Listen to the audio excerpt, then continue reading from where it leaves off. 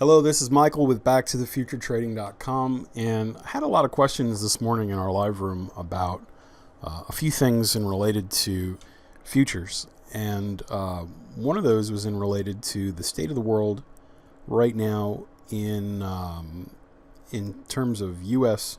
geopolitical strife. And everybody knows that in the last few days there have been a number of threats levied on both sides regarding preemptive military strikes and nuclear strikes. And most recently here, 6 hours ago, CNN reporting that the North Korean military was examining the operational plan to strike areas around the U.S. territory of Guam with medium to long range, strategic ballistic missiles. And so you have that in conjunction with these sort of bombastic reports now. Trump's former campaign officials having their homes raided pre-dawn.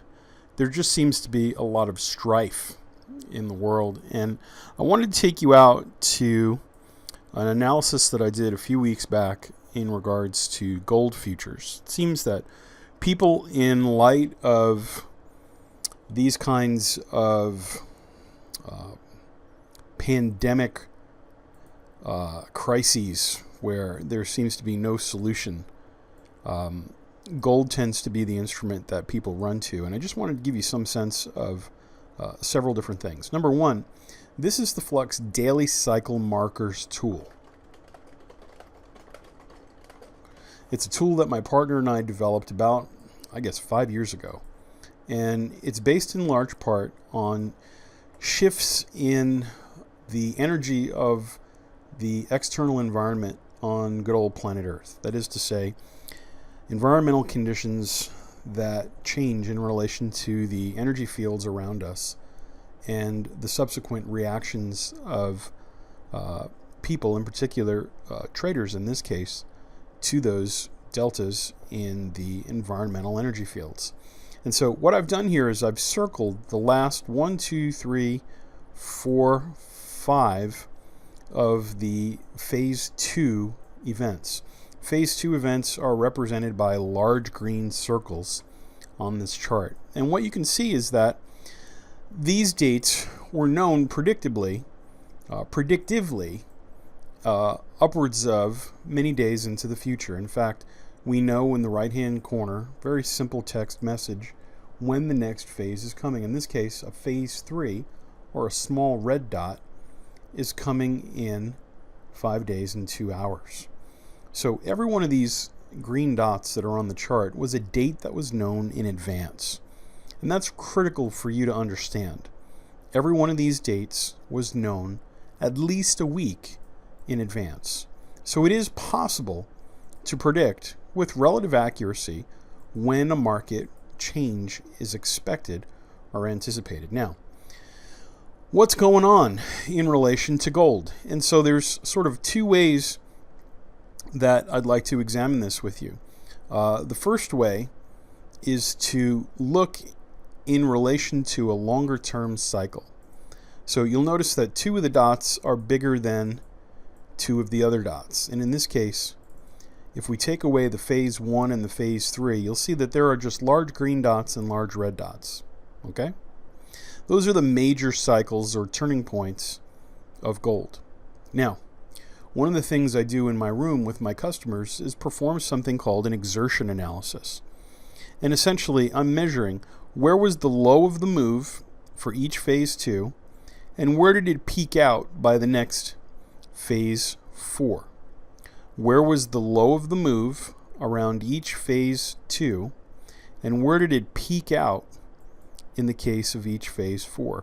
Now in this one, we peak out here. This one, the low of the move is here, and we peak out here.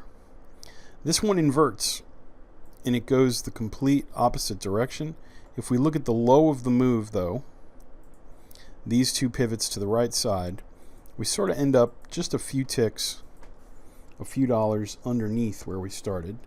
And now the fourth and final stretch, there's the low of that move. And that's as far as we get by the next phase 4. So what I've done here, essentially, guys, ladies, is I've drawn how far the banks run the gamut, run this line, when that energy field is conducive to people buying gold. Okay? Now, this is going to be important for us in just a minute, and I want you to see how important and valuable this method is. Once we have a feeling for the exertion levels that banks exert at these times, we can harvest those exertion levels and forward shift them to the current cycle. Remember, we're in a phase 2 right now. It started. It has begun. The launch took place. We knew that it was coming. So what I'm going to do is I'm going to take each one of these arrows and I'm going to create a duplicate of it in Ninja 7. Ninja 7, very easy to use. A lot of user-friendly things that let me kind of negotiate and move around quickly. And even with this turd, I'll take that little guy, make a copy of it. And now watch. I'm going to copy and drag those arrows excuse me, over to the right-hand side. And we're going to see when these scumbuckets push the market and they run the stops and do all those wonderful things, how far do they usually go? And now, historically, before we go look there, I want you to know that we usually see one of 3 things. We usually see a couple of the lines that are a certain distance. Then we see a bunch of these exertion levels that are sort of all in the same area. That's sort of the median or the mean move on average. And then every once in a while we'll see a big move. And what I'll generally do is just sort of focus on this middle range. Well, take a look at gold. And you'll see with gold where most of those blue arrows line up when we copy and paste them. So let's pull it down to the bottom of the move. Okay, and that's all I'm going to do. I'm going to connect these arrows to the low of the current move. You see what I'm doing? This one actually lines up twice, and we'll do the same thing over here. Now, interestingly enough, 4 out of the 5 of those moves all line up with what? A resonant angle. Now, the resonant angle in any market is an angle that is natural to the vibration, natural to the frequency that this instrument is vibrating at. And in this case, the active line that we're kind of focused in on is that Jimmy job right there.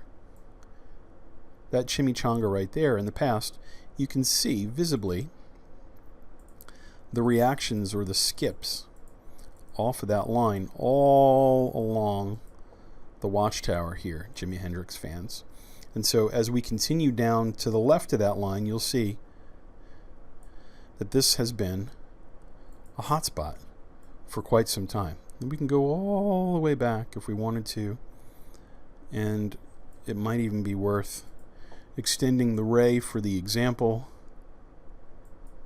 Here I'll kind of match it up as best I can. Now as we go back, do you see those touches here, ladies and germs?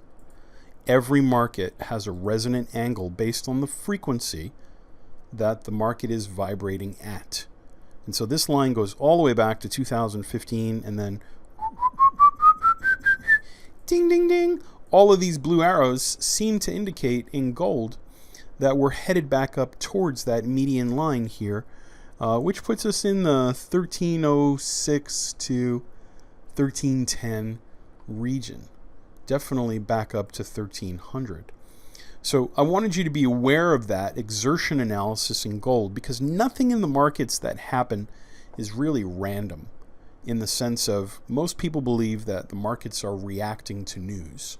More of our, I wouldn't call them sophisticated customers, because that would probably insult them, but more and more of our customers have learned that the news is usually spread to create panic and discord and paranoia to support a move that the banks had already planned in advance. And so I just wanted you to see, even though the world is falling apart and there are FBI raids and there are people out there who are trying to blow everybody up that this move in gold was anticipated a week before it occurred. Okay? And so the moves that gold usually moves at when we have this energy cycle are determined by these blue arrows, and these blue arrows are leading us to this resistance line on this chart. Okay, so try to reproduce that line on your daily chart, and you'll be able to see that these in fact, what I'll do is I'll put a copy of my NinjaTrader Workspace in the description of this video for this chart, so you can see where my construction lines are and determine for yourself if I've got them in the right place or not. Okay? If you have any questions about gold or any of the other markets and you want to get a feel for what the time cycles involved are producing, these energy fields that we talked about, the predictability of those things and how you can leverage that, please contact me at michael@backtothefuturetrading.com. And don't forget to like and subscribe down below and let me know if you're seeing these videos and if they're useful for you or not. Appreciate you. I hope you guys are all profitable and, if nothing else, learning and moving forward in your development as traders. And that's all we can ask for. Learn one thing a day, apply it, and grow without losing your money. That's about all you can ask for. And over time, that plan yields results and has benefits. So if I can be a part of that and there's something you can learn from me, I'm more than happy to help. Take care, everyone. We'll talk to you soon.